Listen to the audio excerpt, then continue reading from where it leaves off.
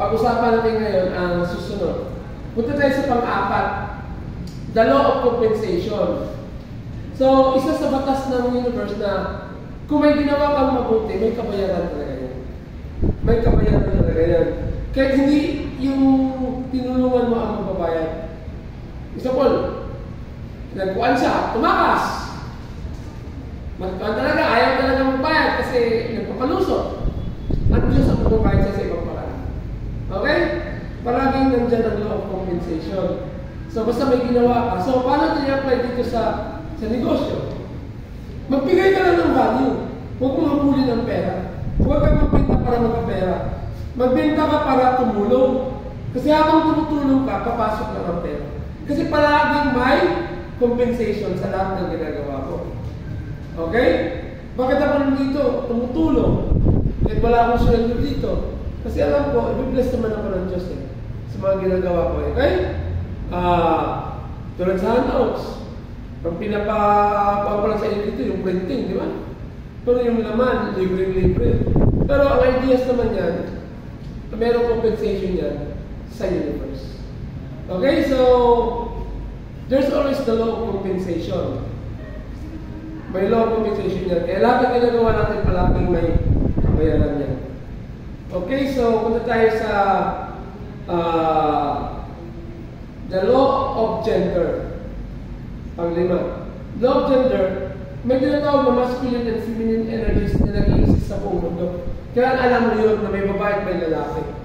Kaya nga, sa negosyo natin, dapat may babae at may lalaki. Alam natin paano to deal with those people. Paano sila, alam natin ang mga potentials ng bawat isa. So, when we deal with our partners, ano bang potential niya, anong abilidad niya, yun ang tingnan natin. Kasi may kanya-kanyang abilidad bawat isa. Depende sa gender. Okay, so meron yan. Basahin nyo pa dyan sa handouts. Mas marami mo kayo matutunan. Then the law of correspondence. Number 6. The law of correspondence, kung ano sa loob mo, lumalabas yan. Kung ano palagi mong iniisip, lumalabas yan sa environment mo. In other words, kung ano nasa palibot natin ngayon sa buhay natin, tayo ang may gawa. Huwag nating i-blame sa iba.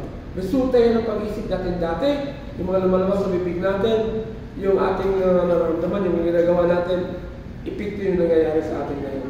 Kaya kung gusto natin baguhin ang sa labas natin, baguhin natin ang sa loob natin. Yung gawin tayo mag-isip, gawin magsalita, gawin sa mga ginagawa natin.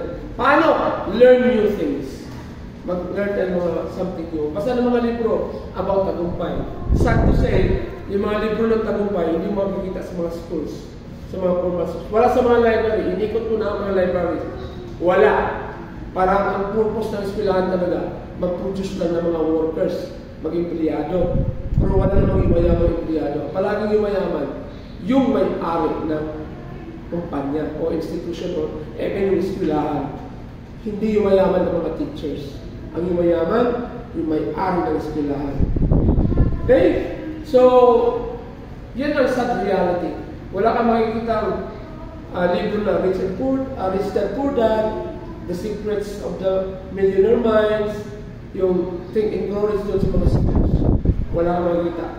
Textbook lang na pag naging matalino ka, maging magaling-galing ko yan. Okay, so dito din kaya natin magiging natin, negosyante para mas marami tayo matulungan.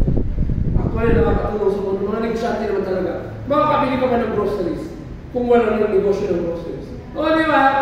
So, ang solusyon sa mundo, maging negosyante na mabuting negosyante. Okay, next, punta tayo sa law of action.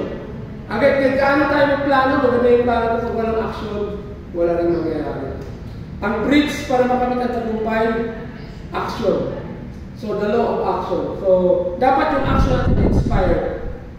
Hindi daw feeling down. Dapat inspired action. Happy ka, enthusiastic ka, higher frequency ka. Okay? So, yun ang solusyon ng law of action. Alam mo kasi pag may action, mag-create ka ng sunod. Yung number 8, the law of vibration. Law of vibration. Kasi pag nag-action yan, mag-create naman, parang sa gitara, di ba pag nag-action yung kamay mong gumano, tumunog yung gitara, yung tunog, yun ang vibration. Ring! Yun narinig mo yun ang vibration. Ito yun ang vibration. vibration. Okay? So, tandaan natin na pag may action, may vibration. At pag-usapan natin ang susunod pang mga batas after vibration sa susunod na topic.